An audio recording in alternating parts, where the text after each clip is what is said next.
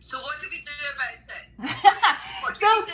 Yes, okay, so take one or two new phrases and switch it out for, instead of saying sorry, you can either switch it out for thank you or excuse me. So those tend to be the two easiest words to switch it out for, from what I've been finding from my research. So instead of saying sorry for venting, oh my gosh, sorry for complaining, sorry for this, switch it out for gratitude. Thank you so much for listening. Thank you for allowing me to just get this off my chest. Thank you for being there. Thank you for your patience. When you're at the supermarket, in all those spatial areas where we tend to use sorry in an unnecessary way, you don't have to say sorry. You can say, if somebody bumps into you, go ahead. Your turn. After you, okay, I see you're in a rush. Go ahead. If you bumped into somebody, you can say, I didn't mean to do that. Whoops. Excuse me. Pardon me. Like, all of those things are fine. You are still going to be perceived as polite and kind without having to say sorry so often. I like the whoops, because that's what I teach my kids too. It's like, whoops-a-daisy. Yeah.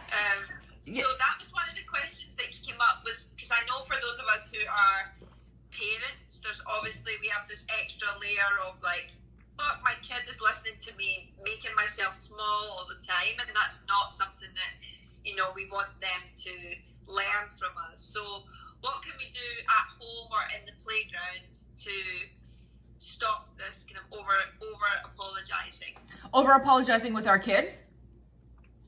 Yeah, I see it a lot. I have an 8-year-old daughter, and I really try two things. I try to teach her how to take an apology when somebody has apologized to her. It's really important when another child has apologized, or even anybody else, that we don't push it aside and say, that's okay, it's fine, don't worry about it. No, the apology has been given. Accept it or not. So thank you. I appreciate that you apologized and we're moving on. Or, okay, you've apologized, but it still hurts, right? And so I also teach her, instead of constantly saying sorry for all these little things, because mistakes happen and they don't, cognitively, they're not going to be there for years so for them to understand how the other person feels. So I try to get her to say, is there anything I can do or say that can make you feel better now? And usually the other kid always has an answer. It's like, okay, I'd like a hug. I'd like a high five. I'd like a fist bump. I'd like to just continue playing. Okay. And is there anything I can do to make sure I don't do that again or something? They could say, well, I would really like you to ask me before you take my toy, or ask me before you, whatever it is, right? But I try to bring awareness there. I really like being intentional on accepting an apology, which we usually spend too much time talking about it the other way around. Of course, this came up, question about your fabulous suits and your glitter, which I've got all sorts of frantically trying to find glittery suits online.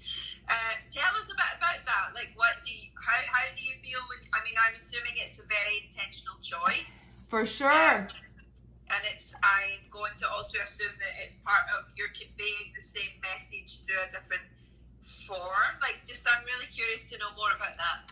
So I was a professional makeup artist as I put myself through graduate school.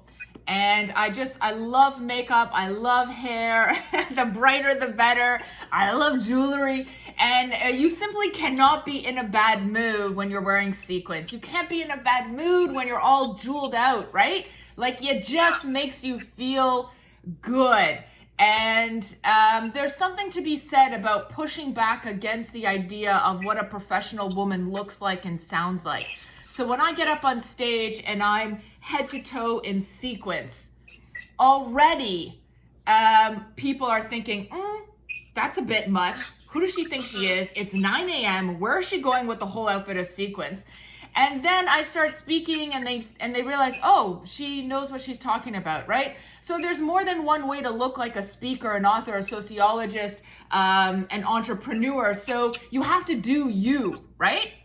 And I love sequins and I love makeup and I love just the whole colorful aspect of this, right? So this is me. This is my cloak of confidence. This is how I feel better. And you just have to do you. I can't tell you how often I get critiqued on my appearance. People tell me, oh, your hair is too red and your lips are so loud and your jewelry's too big and why always got to be in sequins. I get it all the time. And I think I look fabulous.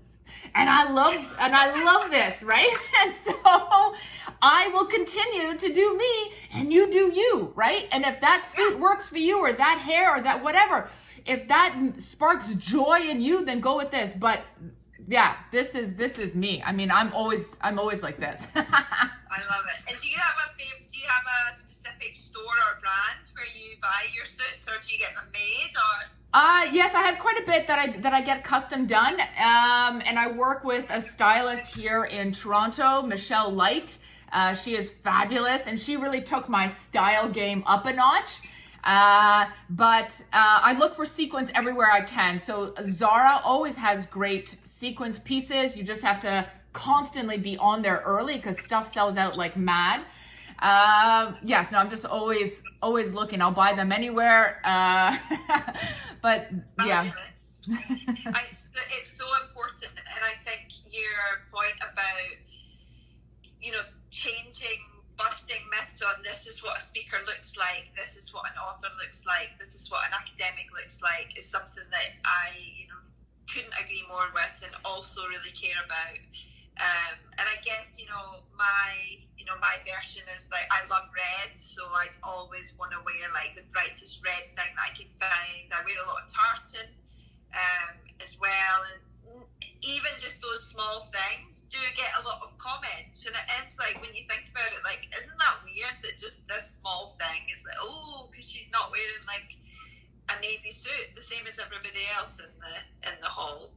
I did a talk for a law firm, and I walked in and I was, head to toe in a sequin suit. And you can imagine, right? Lawyers, they're all in a sea of gray and navy and black and very conservative suits. And one of the partners of the law firm came up to me and she said, I'm so glad you wore that because you are pushing against the idea of what a professional woman sounds like. And she was like, now the lawyers here, maybe they can do something a little bit differently because they've seen you do that. And it's little things, like some people are going to start with nail polish, like a bright nail polish or a different hairstyle, right? Yeah. And so we really do have to push back against who and what we consider to be a professional or who and what we consider to have confidence.